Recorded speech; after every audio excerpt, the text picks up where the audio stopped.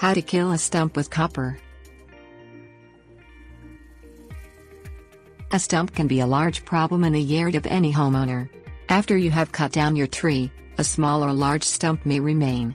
This stump can be a nuisance and can even be dangerous if there are small children around. The best thing to do is to kill the stump so it can be removed. One way to kill the stump is to use copper. Things you will need: hammer, nails. Line up a long copper nail at the base of the tree stump beginning on either side.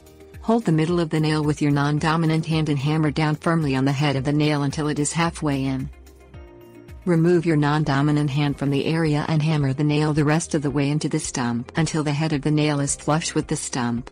Move down the stump a few inches and repeat the exact same process for the second nail.